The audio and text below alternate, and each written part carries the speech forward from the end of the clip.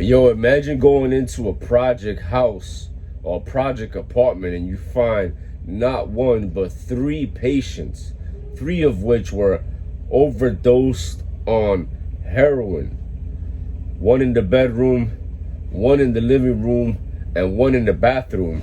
One too many of them. Stay tuned to this video. I'm gonna break down what we did and how we did it. Check it out.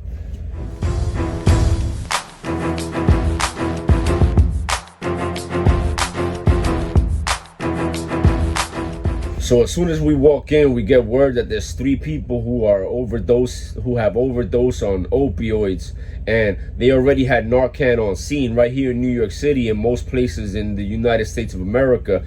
People that are prone to needing Narcan are given Narcan. Narcan is naloxone, is an opioid antagonist that basically what it causes is a reversal of the high of the opioid. So basically we show up to these people's houses where the person in the bedroom already got the opioid antagonist antidote, which was the Narcan. He started coming about. The person in the living room was cool, pale, diaphoretic with unstable vital signs, and we already gave it her and it was not working. Then the other person started waking up as well because there was a BLS on scene that treated this person. And all I kept thinking after seeing these three people high, after seeing these three people in a very hot summer afternoon in an apartment in Harlem, New York, I kept thinking to myself as I'm helping them, they keep running away from their problems. They keep running away from what it is that they're feeling. One of them was suffering from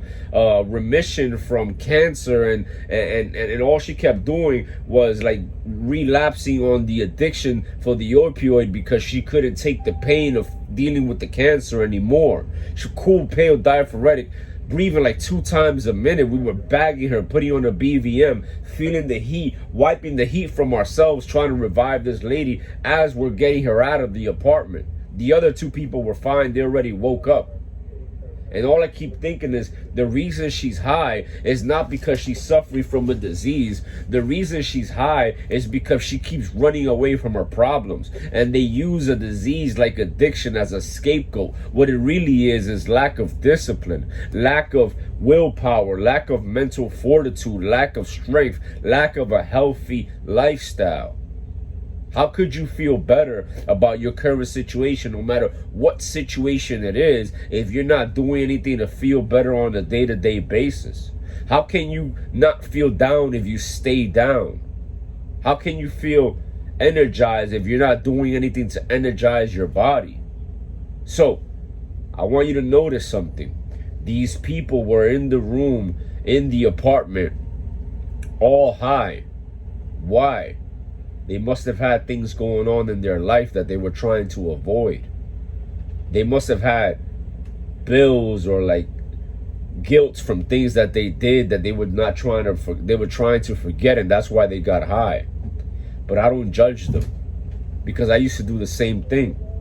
So yeah, I don't judge them. Why? Because you and I, we do the same thing. The only difference is that we use a different source of pleasure to run away from our problems. Your source of pleasure may be nicotine, it may be alcohol, it might be video games, it might be pornography, it might be anger or fast food and tasty food, anything along those lines. I used to be the same way, using my sources of pleasures to avoid my problems.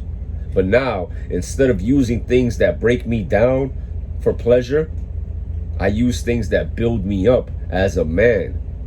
So I advise you to do the same thing.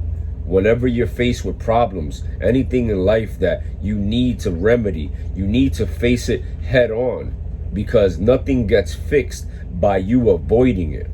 Understand this. Growth and comfort do not coexist. If you want to grow as a man, if you want to grow as an individual, you need to make yourself uncomfortable. And when you do attack these day-to-day trials and tribulations, understand this. The best way to remedy stressful situations, because they're not going to stop. They're going to continue coming. If it's not a family member that's sick, it's car trouble. If it's not car trouble, somebody hit your dog. If somebody didn't hit your dog, somebody broke your heart. There's always something going to happen. But the best thing you can do is use a healthy lifestyle as therapy, not for vanity purposes, although the vanity and the aesthetic benefits of leading a healthy lifestyle are welcomed. It's not about that. It's about relieving your stress with a positive venting mechanism, building yourself up for the people that you love, building yourself up for the people that are going to rely on you in the future. If you don't have anybody you love today, let's say you're not married, but eventually you will be, then make yourself strong for them today. So that way, by the time they appear, you'll be ready. Remember, stay ready so you don't have to get ready. I hope this helps. Peace.